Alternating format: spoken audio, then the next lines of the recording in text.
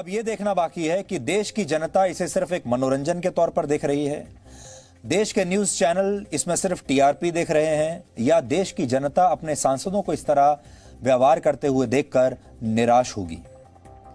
Congress party आज खुद को किसानों का हितैषी बताकर इन बिलों का विरोध कर रही है, लेकिन आपको एक पुराना वीडियो आज दिखाना चाहते हैं। हमने उस दिन भी आपको कहा था पिछली बार कि कांग्रेस पार्टी के जो नेता हैं लगता है कोई होमवर्क करते ही नहीं, वो अपने पुराने बयानों को भूल जाते हैं।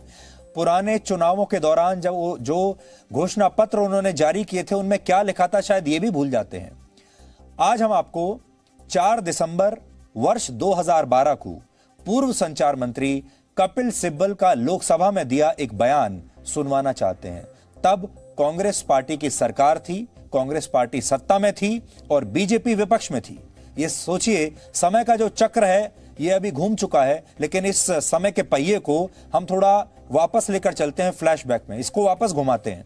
उस वक्त केंद्रीय मंत्री कपिल सिब्बल ने कहा था कि किसानों को अपनी फसल की कीमत का सिर्फ 15% हिस्सा ही मिलता है, बाकी का पैसा बिचौलियों की जेब में चला जाता है। आज हम पूरी कांग्रेस पार्टी को यह बयान दिखाना चाहते हैं, पूरे देश को भी यह बयान दिखाना चाहते हैं। सोचिए 2012 में इसी संसद में कांग्रेस के नेता क्या कह रहे थे और आज 2020 में इसी मुद्दे पर इसी संसद में क्या कह रहे हैं। जब किसान बोता है और बेचना जाता है तो उसके पास कोई मार्केट नहीं है, उसको मालूम नहीं किस मार्केट में जाना है। अगर मंडी जाता है तो 35 से 40% सामान खराब हो जाता है। और इस बीच में आठ लोग कमीशन एजेंट होते हैं, बीच में 8 कमीशन एजेंट बिचौलिए। और ये स्टडीज की गई हैं और मेरे पास आने हैं कि बेचारे किसान को 15 से 17% जो माल मार्केट में बिकता है उसका केवल 15 से 17% किसान को जाता है, बाकी बिचौलियों को चले जाता है। तो आप विपक्ष के नेता और विपक्ष दलों को यह तय करना है कि वो किसान के साथ हैं या बिचौलिए के साथ,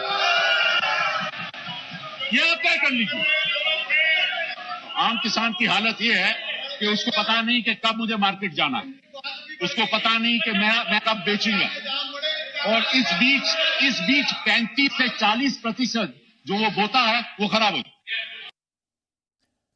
कपिल सिब्बल 2012 में ये कह रहे हैं कि जो विपक्षी दल हैं वो ये तय कर लें कि वो किसानों के साथ हैं या बिचौलियों के साथ हैं, और अब 2020 में हम उनसे ये कह रहे हैं कि वो ये तय कर लें कि अब ये कांग्रेस पार्टी और विपक्ष के जो बाकी सांसद हैं जो आज किसानों के इतने बड़े हिमायती बने हुए हैं, जो किसानों को लेकर इतने आहत हैं, किसानों को लेकर इतने दुखी हैं, आज ये तय कर लें कि ये किसानों के साथ हैं या ये बिचौलियों के साथ हैं। और बड़ी बात एक ये भी है पूरे देश को जो आज जो समझनी चाहिए वो ये कि हमारे देश को आज़ाद हुए 7 दशक हो चुके हैं, 70 साल से ज़्यादा समय हो चुका है हमारे देश को आज़ाद हुए, 73 साल हो चुके हैं। अगर हमारे देश के ये नेता और हमारे देश के ये सांसद किसानों को लेकर इतने गंभीर रहे होते और वाकई किसानों के बारे में सोच रहे होते, तो क्या आपको ऐसा लगता है कि किसानों की समस्या इतनी बड़ी है कि वो 70 साल में भी सुलझ ना सके? क्या ये इतनी बड़ी समस्या थी कि 70 साल में भी देश की अलग अलग सरकारें इसके बारे में कुछ ना कर सकें और किसान जहां थे आज भी वहीं के वहीं रह जाएं?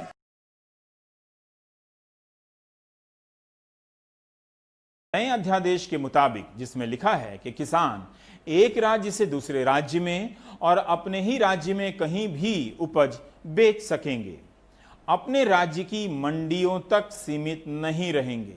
इलेक्ट्रॉनिक ट्रेडिंग का सिस्टम भी होगा और ई ट्रेडिंग के प्लेटफॉर्म को पारदर्शी बनाया जाएगा। कोई भी व्यक्ति या व्यापारी जिसके पास पैन नंबर है कारोबार कर सकेगा। ई प्लेटफॉर्म किसान और व्यापारी पर अब कोई भी शुल्क नहीं लगेगा। नियम और शर्तें पारदर्शी होंगी और स्थानीय भाषा में प्रचारित की जाएंगी। किसानों को उसी दिन या 3 दिनों के भीतर पैसे का भुगतान करना होगा। विवाद के निपटारे के लिए एसडीएम स्थानीय स्तर पर एक बोर्ड बनाएगा। एसडीएम के आदेश की मान्यता सिविल कोड के आदेश के बराबर होगी।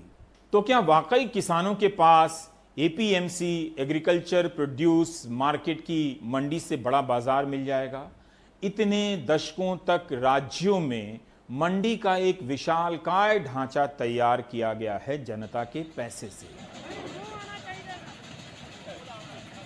अनाजों को रखने के बड़े बड़े यार्ड बनाए गए हैं, गोदाम बनाए गए हैं, आढ़तियों के कार्यालय तैयार किए गए हैं, किसानों के रुकने की व्यवस्था की गई है। अब इन बुनियादी ढांचों का लाभ क्या प्राइवेट सेक्टर को मिलेगा या ये भी पुरानी व्यवस्था की तरह चलती रहेंगी? बेशक इन मंडियों में आढ़ती सिस्टम पैदा हुआ जो पारिवारिक और खानदानी होता चला गया। इनकी आर्थिक और राजनीतिक ताकतों के आगे किसान लाचार रहा, मगर किसानों के साथ इनका रिश्ता भी रहा। आढ़ती किसानों के लिए मददगार बनते रहे। कहा जाता रहा है कि इन आढ़तियों के कारण भी किसानों का भला नहीं हुआ और सरकारें इन आढ़तियों का कुछ नहीं कर सकती। तो क्या केंद्र सरकार ने अपने सुधार के इन 3 अध्यादेशों के जरिए इन ताकतवर आढ़ती सिस्टम को खत्म नहीं कर दिया, या फिर इस आढ़ती सिस्टम का कोई दूसरा विकल्प बना दिया है जिसका अंदाजा किसी को नहीं है?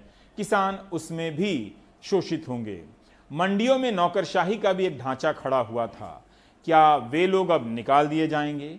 एपीएमसी को संचालित करने के लिए लोकतांत्रिक संस्थाएं बनाई गई हैं जिसमें किसान व्यापारी सब होते हैं सदस्य के रूप में।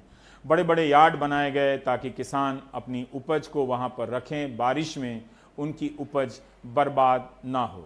जरूर किसान अपनी उपज को मंडी से बाहर भी बेचता है। क्या इसका कारण यह नहीं कि मंडियां काफ़ी नहीं हैं, इसके लिए वो किसान मजबूर होता है? एपीएमसी तो इसीलिए बनाई गई ताकि सभी किसानों के पास एक सी सूचना रहे, एक सी व्यवस्था रहे, उसमें पारदर्शिता रहे और सरकार की जवाबदेही रहे। बेशक यह भी देखना चाहिए कि मंडी सिस्टम के कारण किसानों के हित कितने बेहतर तरीके से सुरक्षित थे, तो क्या उसमें सुधार की गुंजाइश छोड़कर उसे ध्वस्त कर देना ही ठीक था? इन प्रश्नों के उत्तर जानने लायक हैं। वैसे पंजाब, हरियाणा, राजस्थान की तरह तमिलनाडु में भी किसानों ने इन 3 अध्यादेशों के खिलाफ प्रदर्शन किए हैं। हिंदू अखबार की खबर के अनुसार 10 जून को तमिलनाडु के वेल्लोर और रानीपेट में किसानों ने इन अध्यादेशों के खिलाफ प्रदर्शन किए। उसके बाद 13 जुलाई को त्रिची जिले के कलेक्टर ऑफिस के सामने प्रदर्शन हुआ। करीब 1000 किसान इस प्रदर्शन में शामिल हुए और किसानों ने कई घंटों तक कलेक्टर के ऑफिस को बंद कर दिया। किसान इसेंशियल कमोडिटीज एक्ट में संशोधन का विरोध कर रहे थे। उनका कहना है कि इस संशोधन में फ्री पावर सप्लाई खत्म करने की बात कही गई है। इन सुधारों से जुड़ा एक अहम सवाल और भी है, संघवाद का, फेडरलिज्म का, केंद्र राज्य संबंध का। कई विश्लेषणों में आया है कि इन 3 सुधारों के जरिए केंद्र ने अपनी पुरानी इच्छा पूरी कर ली है।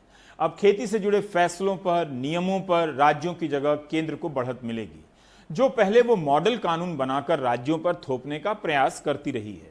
मंडियों से राज्यों को राजस्व अब नहीं मिलेगा। एक और बड़ा बदलाव है, कृषि उपजों को अनिवार्य वस्तुओं के दायरे से बाहर कर दिया गया है। धान, गेहूं, तेल, तेल के बीज, आलू, प्याज अब अनिवार्य वस्तुओं की सूची से बाहर हो गए। अब इनका भंडारण कोई भी कितना भी कर सकता है। जमाखोरी जैसी अनिवार्य प्रवृत्ति का क्या अंत हो जाएगा, या अंत ना होने पर उसे अंततः मान्यता दे दी गई है?